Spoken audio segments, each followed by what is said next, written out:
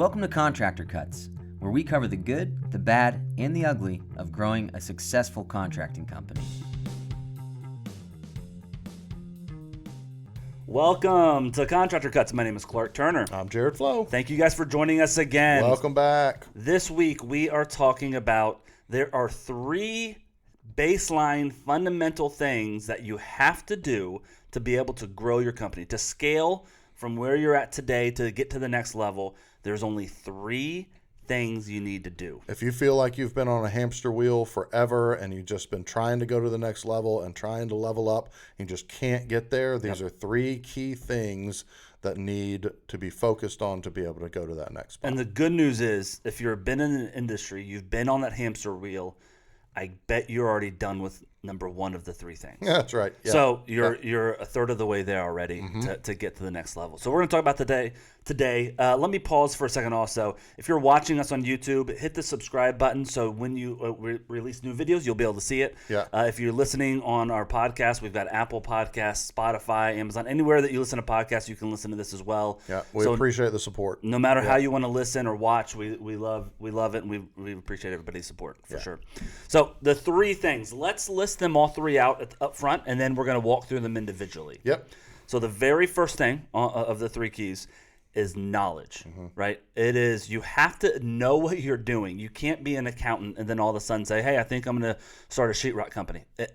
Do you know how to hang it? Do you know what type of nails to use? Where are you going to order your boards? There's a ton of things that you have to know before starting a company. Whatever you're going to start, whatever company it is, whether it's in construction or not, you have to have a knowledge of what you're doing in that industry. Right. So that's the baseline one of three. And if you've been on the hamster wheel, you've been doing this for a while yourself, you've probably already achieved that to a good level. Yeah. Do you have to be advanced master knowledge on, on building a home to start doing some renovations? No. Do you need to be 1, 2, 3 years of working in a company, understanding, knowing, maybe, or going to school for a construction management degree? There's a lot of different ways to get that baseline knowledge. Right. But when a contractor comes to us and says, hey, I'm ready to scale, what do I do? If they don't have that, we say, go get that and come back. Yep. Right? We're not going to sit here and teach you that, your studs are 16 inches on center. If you don't know that, don't start trying to frame a house. That's right. Well, I mean, a mattress company, their product is mattresses. Yep. Right? Yep. As a contractor, your product is your knowledge. Yep. Right? That's what it boils down to. Yes, you put paint on the wall. Yes, you do renovations, and it feels like the product is the finished product. Yeah. The thing that you sell is your knowledge. Yep. That's why people choose you. That's why people trust you or lose trust in you. Mm-hmm. That's just a simple way of what knowledge is in the contracting world. It is your product. That's right. And you've got to have, that's the baseline. Yep. You've got to have that to be able to grow and build your company, period. If you don't have that, you don't have a company. And the rest of the stuff we're going to talk about doesn't matter. Yep, that is our baseline number one. And then number two and number three fall in the same order, where you got to have number two and then you got to have number three. So number one is knowledge. Mm-hmm. Number two are processes and procedures, which we'll talk about in a second. Mm-hmm. And then number three is scalable organization, which in and of itself is kind of a process, but we're going to talk about in a second how they are distinct in and of themselves. And that's not a scalable organization. It is organization that is scalable. Yep, exactly. So we talk a lot about processes and procedures, and that's what we really help a lot of contractors with. But the part that is supportive of your processes is number three, which is scalable organization. That's right. A great example, one of our processes is I want 80 pictures taken at every renovation during an estimate before we start. Yep. Well, what do you do with those pictures? Well, you put them in the software. Mm-hmm. So in 6 months from now, when the client's complaining that we damaged their bushes, I've got a picture of the bush already damaged before we started. Yeah. I'm not going in my bedside table looking for that old phone that I used when I did that renovation, scrolling through 15,000 pictures trying to find the correct ones. I know exactly where it is. Yep. So that's in a second I can go find it. That's outside. We'll talk about that in a second. Yeah. So one is the knowledge, which we just talked about, and that's kind of baseline. We don't really need to dive too deep into how to get knowledge. Yeah. Number two being our scalable processes and procedures. Yeah. Right, Jared, we talk about this all the time. tell me in your mind, what is your processes and procedures? Well, I think the statement that I really love about this is that processes and procedures are needed so that you are no longer needed in your company. That's right. And that sounds, that could take a hit against your pride of like, wait a minute, I'm not needed. Yeah. No, you're not, because your desire is to grow a company to a place that you are not required to turn the gear to make it function. Yep. You have processes and procedures that other people can learn that turn the gears for you. Yep. And those processes and procedures are the thing that dictate your secret sauce customer service. The reason why your customers come back to you is because they love the way that you operate. Yep. They love the attention to detail, your communication, your staying on top of and being proactive, whatever it is that make customers come back to you and the reason why they like you. You spell those out in processes and procedures so that your other employees that you hire can just follow those. That's right. And it delivers the same product and the same customer service. So a great example of combining knowledge and processes and procedures, I always use a grocery store metaphor, right? Yep. So with the knowledge is milk, right? Mayfield milk, 2%. Milk. Mayfield milk, 2% milk. I want to buy it. That is a product that I want to buy as a consumer. That's right. Right? That is a new kitchen in the construction world, right? That's I want a new kitchen. That's the product I want as a consumer. Now, there are two different grocery stores I can go to that sell 2% Mayfield milk. One is run down. It's not in the best part of town. They haven't swept the floors, it looks like. Everything's dirty on the ground. I walk in. I haven't seen another human in the last 5 minutes as I've been in the store. I go to self-checkout. Half the machines are broken. I can go buy milk from that store. Right. I am not enjoying it. That process, at the end of the day, I do have milk that I go home with. But it wasn't a process where I'm like, I need to tell my friends that this is a great store to go to. And I'm probably not coming back to that store. Well, and I might try that store a second time, and the second time I go in there, it's not in this. It's in a different spot. Yep. It's like I can't find it. I'm wandering around the store. All so of that stuff. that's one experience. And then you go down, a couple miles down the road, and you go into a Whole Foods or something that's very beautiful. It's appealing aesthetically. You walk in, you have people greeting you. You know right where stuff is. There's nice music playing. There's no bad smells. Right. It's very clean. You bought the exact same milk from a different place and had a totally different experience. Yep. Right. So the knowledge is the milk. You gotta be able to put 2% Mayfield milk on your shelf. Right. That's everybody. The processes and the procedures is how we duplicate you in building that grocery store with that product in it, to where people say, hey, I want that milk from that store. I can buy it anywhere, but I want to go to that store because I enjoy the experience of going there to buy their milk. Right. And so that's what we're trying to build. That's why knowledge in and of itself, most people are like, I know what I'm doing, so I'm going to make I don't need help growing because all I got to do is keep doing more of this, and everybody loves my kitchens I install.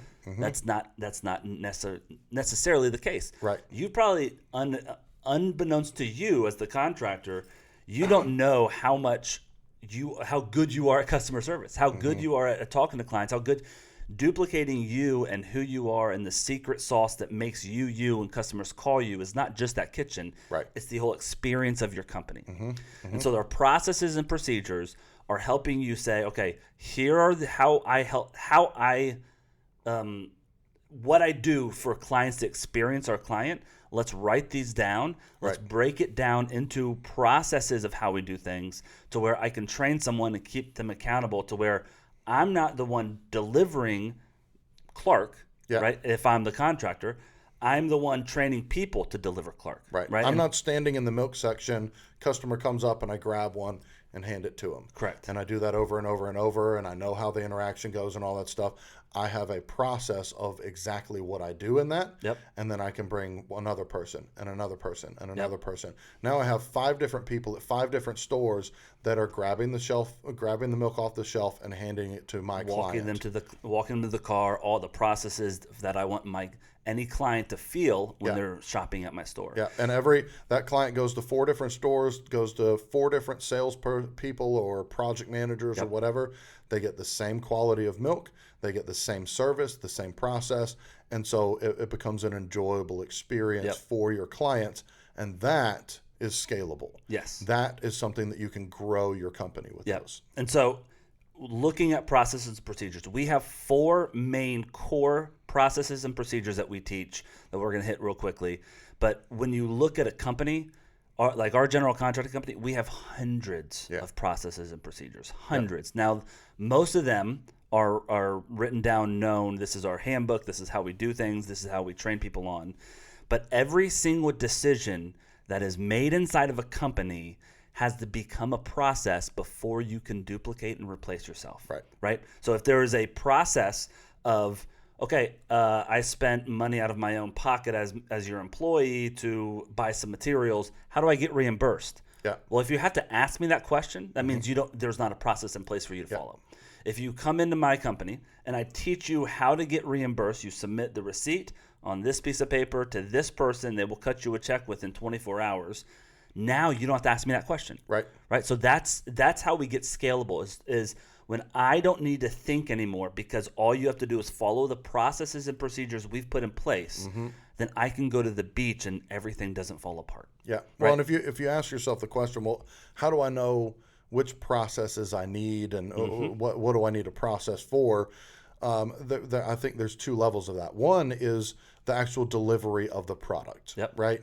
And that's some of the specific ones that we're going to go through. But the other one's a good way to identify that. As the owner or the head of a company, if you have people coming and asking you questions, how do I do this? What do I do about this? How do I handle this? How do I? Can I just take vacation? Can I just go? We've got a room full of supplies and tools at our contracting company. Can somebody just go down there and grab it? Yeah. And just so how do I get the blower? How do I get the grab blower? it and walk out of that? When your people are coming to you and asking a question, and that question becomes a regular thing, you know what? I don't want it to have to be dependent on me to make a decision about that thing. Yep.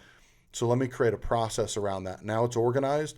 Everybody knows how to function, and it creates an efficiency. Yep. So going into our processes and procedures, the first thing pre-process is our core values. Yeah. We talk about this a lot, especially on our 1 day to win events. We probably take 30, 45 minutes to walk through how we built and what our core values are, because the core values that we've built are based out of 3 things. We put people first through communication, advocating, and leading. Right? And so we've built out this whole core value spreadsheet that every employee knows. And so at the end of the day, these small decisions that don't have a set process, if you don't know, run it through the core values and make the best decision that you can based on that. Right? So that's our catch-all process. Right? That the catch-all process is, are you communicating these ways? Are you leading your client these ways? Are you advocating for your client these ways? If you're doing that, then make that decision based around that. Yeah. That's our kind of catch-all. The 4 main processes that we teach ProServe Alliance clients, our partners that we help grow their companies.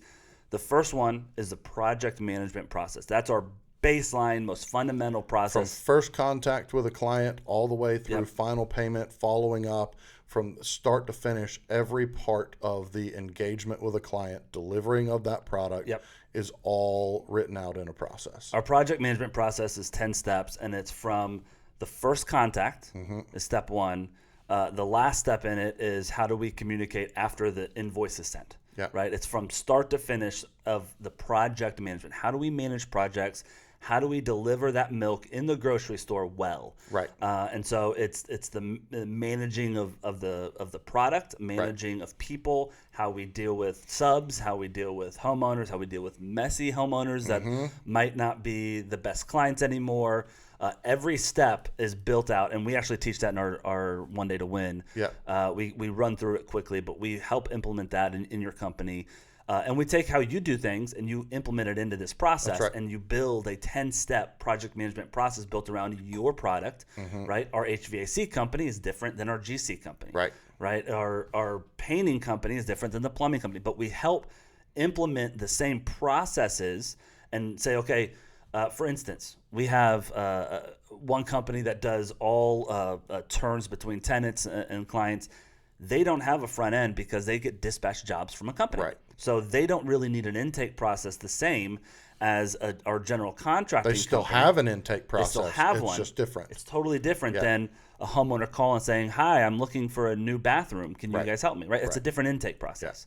It's still on the 10 step, and you got to implement it the right way. So that's our first process that we help you implement.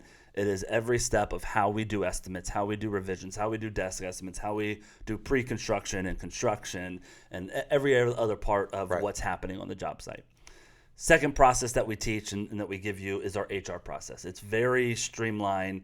It's 9-10 steps as well, something there. It's from how to start looking for a new hire, how to interview, how to what you're looking for, what you're not looking for, every step of the hiring process, all the paperwork. How to make decision on the right one, whatever. Yep. And then what's day one look like? What's the next 3 weeks look like? How does the first 6 weeks look when you're bringing them in? Employee paperwork on day one. What do they need to fill out? Yep. Right. All of that stuff, all the way through. How do we maintain happy employees? How do we support? How do we have the ability to make sure that they are seen inside of the company, as well as holding them accountable. As well as holding them accountable with maybe doing some sort of write-ups or corrective actions that we do, all the way through termination. If you have to fire someone or they're leaving, how do you do that? So that's a very well documented process. That's very easy. That with our client, with our partners in Alliance, if you're coming in with us,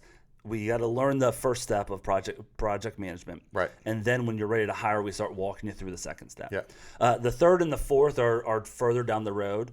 The third one being the office manager. Office management process, right? So it's how we organize office. It's how we do finances.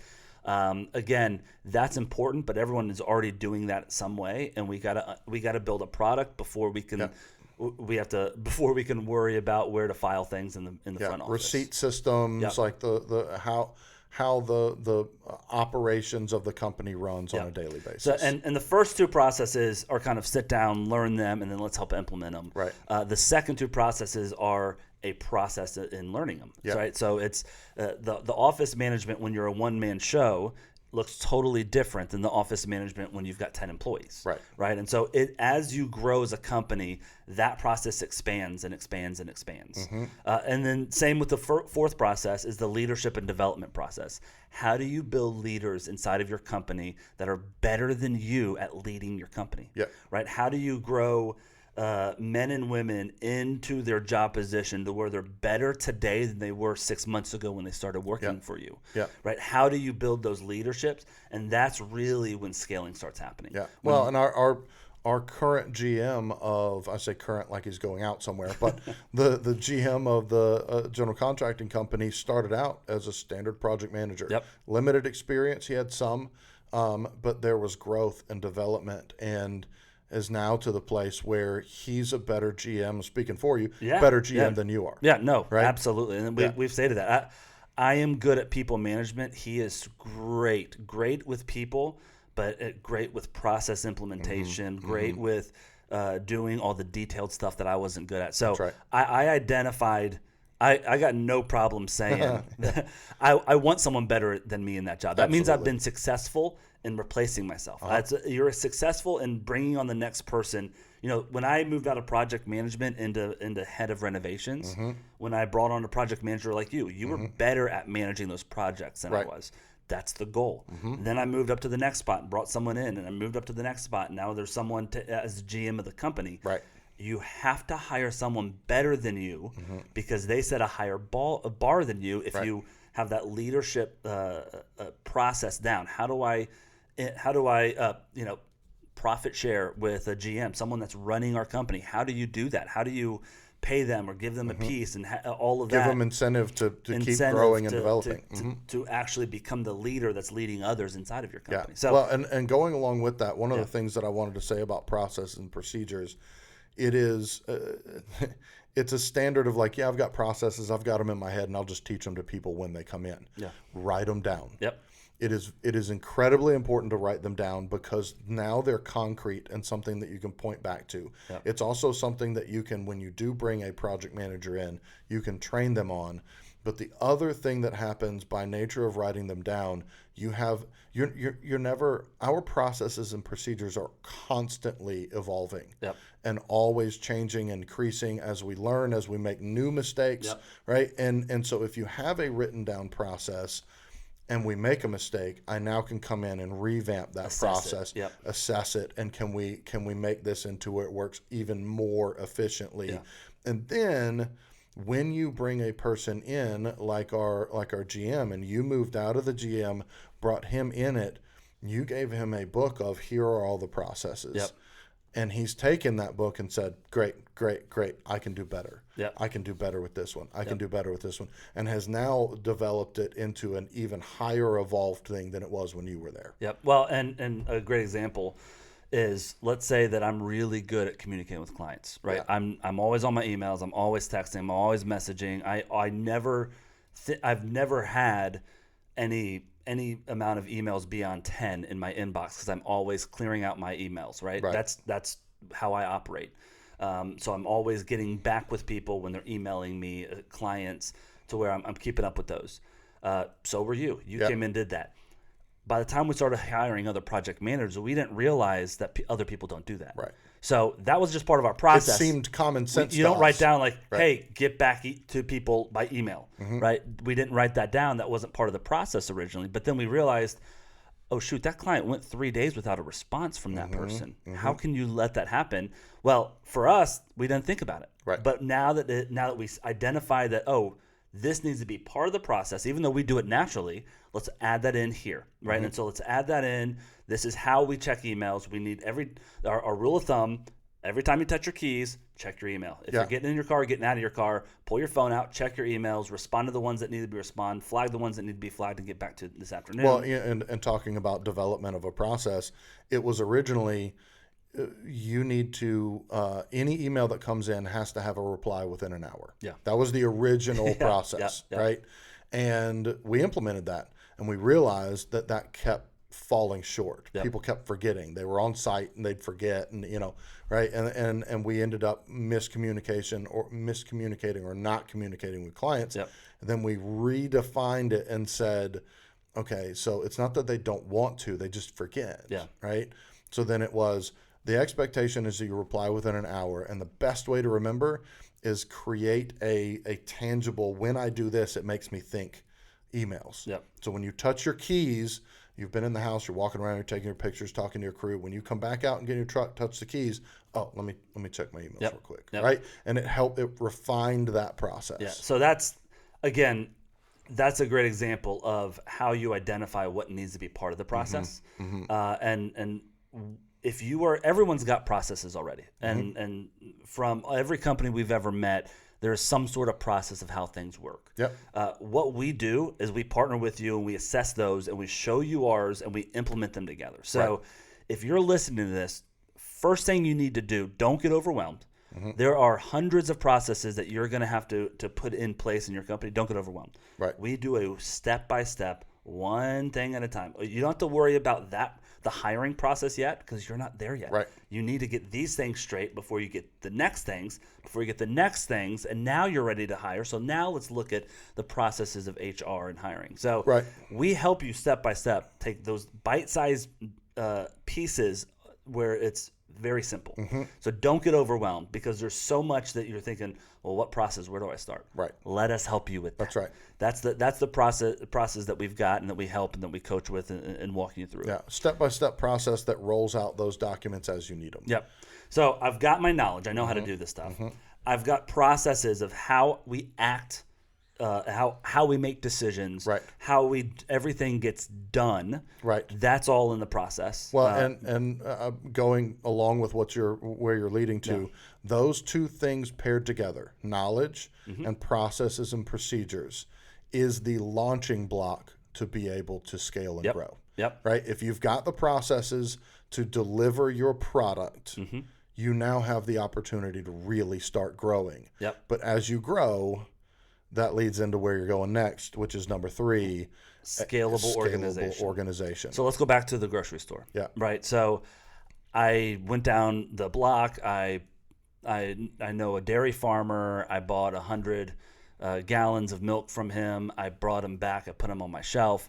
I can do that every couple days, and I can sell milk. That's fine. Yeah. That's like most contractors doing 1-2 houses at a time, and you could keep it in your brain and on a yellow pad. Yeah. I want to have 7 grocery stores. I want to have a larger supply of milk.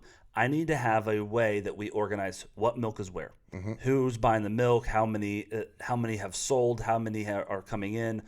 All of the electronic processes that we are blessed with these days, with software, with everything that you need technology-wise to organize everything. Yeah. Right. So we built our own software inside of our company over the last 8 or 9 years to do this for us. It takes all of our processes and procedures, and the ProServe software is a one-stop shop for contractors to where you take our processes and they all run through the software, right? So our process, I take 80 pictures at every house when we first get there, right? And we take it of the driveway, or we start at the mailbox, and then we train our PMs how we want our pictures taken. Our software is how we organize that. So we dump all your pictures into the before pics in the software on that job page, and now we're 3 years down the road, and the client has an issue, I've got those pictures organized and I can access them quickly. So having an organized system, whether you're using our software or you're on one of the other ones or you do it some other way, you like spreadsheets, however it is, you need to have an organizational system of filing, right, of all of your information holding to where in the next 12 months, in the next 12 years, whenever it is, I can quickly, easily, and efficiently access information about my jobs to help the jobs continue, to do a lot of CYA, to make right, sure that we're not exposing ourselves because we've got all of the evidence. If someone tries to sue us and they go crazy, I've got plenty of evidence to back up that it wasn't us or whatever. But having an organized system like our software that keeps everything in one spot is the most important structural piece of all this. Yeah. Well, and a tangible example of how this came to be in our lives is that we developed and understood the knowledge of what the product was that we were delivering. We started down the road of creating processes, and that was just me and you running it, figuring out who's handling what, who talks to the client, who's handling this, how do we manage our crews, how do we pay them, all of that stuff that we had organized and created our processes on a base level at that point. They're a lot larger now. But then, and those processes were created because of our desire to deliver that customer service, to gain the reputation of we're a reputable company. You're going to get quality customer service, communication, great product, all of that stuff. And we started down that, and we were doing great with that. And then we started getting more clients and more business and more business, and we started growing. And that customer service started dropping, and it wasn't because we didn't have a process. It wasn't because we didn't have the desire to do the customer service. We had no way of organizing that amount of data and information. And so we started falling short on communicating with clients, right? And we realized, okay, we've got the knowledge, we've got the processes, but now that we're scaling, we have to find a way to organize this and be able to contain the information of who do I need to contact, when do I need to contact them. And so that's when we started down the road of software. Yeah, well, a great example of how we created this software to fix these problems that are within the process is we've got on every single job, next client contact. When am I going to contact the client again, right? Okay, I'm in the job, I did this, I sent this invoice. I'm going to walk this house on Friday, and I want to send them another email then as to the status. So I'm going to do next client contact Friday. Set it, forget it, walk away. On Friday, it'll pop up on my tasks. Time to contact this client. Right. And so we've created and built the software based around the processes. My process is I'm going to walk this house twice this week, and I'm going to contact them twice. Right. Well, let's make sure that you follow the process by putting an automated trigger that adds to your task list. Right. Your to-do list today is, oh, yeah, that's right, I've got to do that, right? So we use our organizational system and our software and our technology to support our processes. Yeah. The difference of our software and like a Builder Trend or one of the other larger softwares is those are tools. And a lot of them are great tools, right? Yeah. They're tools that contractors use as one of the things that they to utilize. contain the information. To contain. Ours is your command center. You start there and you can organize out, right? In ours, I can see all of my project managers. I can pull up on my phone and see the status of every job in our company in Atlanta right now from anywhere in the world. Yep. And I can see what jobs are falling short. I can see what jobs are going well. And our software allows you to scale beyond just you running jobs, though it works really well for that, Sure. Yeah. to where I can see Bob running jobs and Thomas running jobs and everybody running their own jobs internally in it. Yeah. So Yeah. an organizational system like that allows me to grow bigger and bigger, but not lose control of what's going on the ground That's floor. right. Right. That's one of the biggest fears contractors have is, well, when I hire a project manager, I'm going to lose control of what's happening on that job site. No, if you're losing control, then you're not ready to scale. That's right. We got to have processes and procedures with an organizational system, so I know exactly what's going on in a 5-minute glimpse each week. I know what's happening on that job site. Yep. I know what's failing. I know what's working. I know who isn't working well. I know what crews are being replaced. I know what money has been spent. I can instantly see all that stuff. Yeah. Well, and it's, our software was built around the ability to flag when processes and procedures are not being followed. Yep. Right, and that's what gives you that vision. Correct. The software was built around our processes and procedures of what we are delivering to our clients, and now I can go in and I can look at a job, dial all the way into an individual job, or see a project manager as a whole, and I can identify there's a process that's not being followed. Yep. Let me have a conversation with them and get that dialed in. Yep. So that's it. Those are the 3 keys.